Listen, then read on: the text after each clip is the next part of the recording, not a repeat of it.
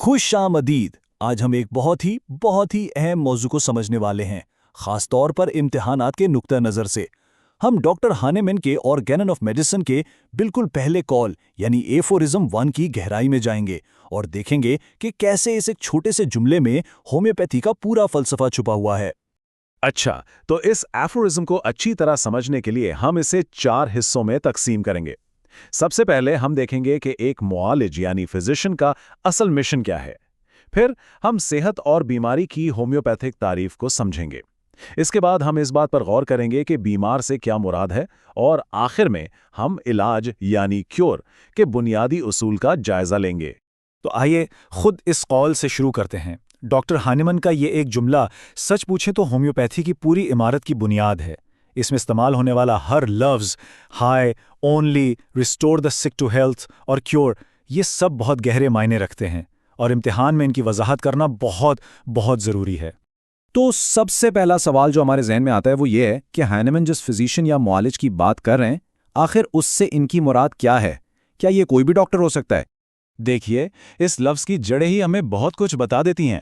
Physician صرف دوائیں دینے والا نہیں ہوتا۔ یہ لفظ اصل میں یونانی لفظ فیوسس سے نکلا ہے، جس کا مطلب ہے فطرت۔ تو ایک حقیقی معالج وہ ہے جو فطرت کے قوانین کو نہ صرف سمجھتا ہے بلکہ انہیں علاج کے لیے استعمال کرنا بھی جانتا ہے۔ یہاں پر ڈاکٹر ہانیمن ایک بہت بڑا اور واضح فرق بتا رہے ہیں جو امتحانی سوالات میں اکثر پوچھا جاتا ہے۔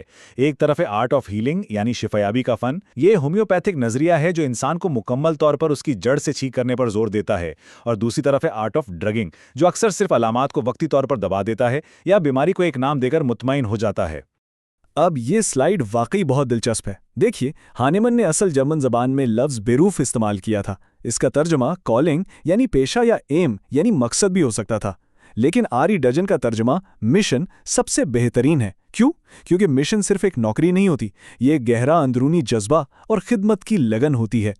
تو پھر یہ مشن اعلیٰ اور واحد یعنی ہائی اینڈ اونلی کیوں ہے؟ وہ اس لیے کیونکہ ایک معالج کو دنیا کی سب سے قیمتی، سب سے نازک چیز یعنی زندگی کی حفاظت کی ذمہ داری دی گئی ہے۔ بھلا اس سے بڑا اور کوئی مقصد ہو بھی کیا سکتا ہے؟ چلیں اب اس ایفورزم کے اگلے حصے کی طرف بڑھتے ہیں اور سمجھتے ہیں کہ ہومیوپیتھی میں صحت اور بیماری کا تصور کیا ہے، یعنی معالج کا اصل میدان عمل آخر ہے کیا؟ یہاں الفاظ کے انتخاب پر خاص طور پر غور کرنے کی ضرورت ہے۔ ہانیمن کہتے ہیں بیمار کو صحت یاب کرنا، نہ کہ بیماری کو صحت یاب کرنا۔ یہ بظاہر ایک چھوٹا سا فرق لگتا ہے، لیکن یہ ہومیوپیتھی کے پورے فلسفے کی بنیاد ہے۔ اس کا مطلب ہے کہ ہم کسی بیماری کے نام جیسے ٹائیفائیڈ یا دمہ کا علاج نہیں کرتے، بلکہ ہم اس انسان کا علاج کرتے ہیں جو ان تکالیف میں مبتلا ہے۔ صحت کی تعریف سمجھنے کے لیے اسٹوارٹ کلوز کی یہ بات بہت ہی خوبصورت ہے۔ صحت کیا ہے؟ یہ وہ متوازن حالت ہے جہاں ہمارے جسم اور دماغ کے تمام کام اتنی ہم آہنگی سے ہو رہے ہوتے ہیں کہ ہمیں ان کے ہونے کا احساس تک نہیں ہوتا۔ سب کچھ بالکل ٹھیک، پرسکون اور ہم آہنگ چل رہا ہوتا ہے۔ تو پھر بیماری کیا ہے؟ ظاہر ہے یہ صحت کے بالکل برعکس ہے۔ یہ ایک ڈیزیز یعنی بے آرامی کی حالت ہے جہاں جسم کی اندرونی ہم آہنگی بگڑ جاتی ہے۔ اسٹوارٹ کلوز اس سے زندگی کا ایک ایسا غیر معمولی عمل کہتے ہیں جو فرد کی حقیقی نشوونما اور اس کی زندگی کے مقصد میں رکاوٹ بن جاتا ہے۔ اچھا، تو اب تک ہم نے معالج، صحت اور بیماری کی بات کر لی۔ اب سوال یہ ہے کہ جب ہانیمن بیمار یعنی دی سک کہتے ہیں تو اس سے ان کی کیا مراد ہوتی ہے؟ ہانیمن کا فلسفہ ہمیں چیلنج کرتا ہے کہ ہم بیماری کو صرف جسمانی سطح پر نہ دیکھیں۔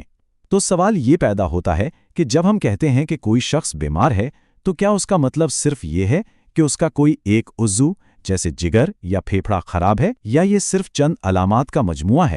ہانیمن اس کا جواب اپنے اس ایک طاقتور جملے میں دیتے ہیں: بیماری نہیں ہوتی، بیمار لوگ ہوتے ہیں۔ یہ ہومیوپیتھی کا بنیادی ستون ہے۔ مطلب یہ کہ کوئی ایک حصہ بیمار نہیں ہوتا، بلکہ پورا انسان، اس کی سوچ، اس کے جذبات، اس کا جسم، اس کی پوری شخصیت بیمار ہوتی ہے۔ بیماری کے اس عمل کو سمجھنا امتحانات کے لیے بہت ضروری ہے۔ دیکھیے، بیماری کبھی بھی اچانک ظاہر نہیں ہوتی، یہ ایک پورا عمل ہے۔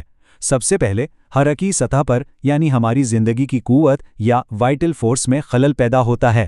پھر یہ خلل جسمانی افعال میں تبدیلیوں کے طور پر ظاہر ہوتا ہے جنہیں ہم علامات کہتے ہیں، اور اگر اس مرحلے پر بھی علاج نہ کیا جائے تو آخر کار ٹیشوز میں ساختی تبدیلیاں یعنی پیتھولوجی نظر آنا شروع ہو جاتی ہے۔ اور آخر میں आइए इस बात को वाज़ेह करते हैं कि इलाज करना या क्योर करना का हकीकी मतलब क्या है। तो इलाज का असल मतलब क्या है? होम्योपैथी में इलाज का मतलब सिर्फ ये नहीं कि दर्द को कुछ घंटों के लिए गालिब करने वाली गोली खा ली जाए। नहीं, इसका मतलब है सेहत की मुकम्मल और मुस्तकिल बहाली, यानी बीमारी की हर काबिल फ़हम अलामत और निशानी का हमेशा के लिए खात्मा, ताकि मरीज अपनी पिछली सेहतमंद हालत में वापस आ जाए। एक हकीकी इलाज की कुछ खास निशानियां होती हैं। ये इलाज बीमारी के पूरे अमल को जड़ से ख़त्म करता है। ये हमेशा कुदरती उसूलों पर मबनी होता है। ये हमेशा नर्म और बेज़रर होता है। ये सेहत को मुस्तकिल तौर पर बहाल करता है। और सबसे अहम बात, ये मरीज की तमाम अलामात के मजमूए को, यानी टोटैलिटी ऑफ सिम्टम्स को मद्देनज़र रखता है। तो ये बात वाज़ेह है कि ये सिर्फ एक जुमला नहीं, बल्कि होम्योपैथी का पूरा फ़लसफ़ा इसमें समाया हुआ है। ये हमें बताता है कि मुआलिज कौन है, उसका मैदान अमल क्या है, मरीज़ कौन है और हदमी मकसद क्या है। जब भी अपनी प्रैक्टिस में कोई शक हो तो ये एक कॉल हमेशा एक रहनुमा उसूल का काम देगा।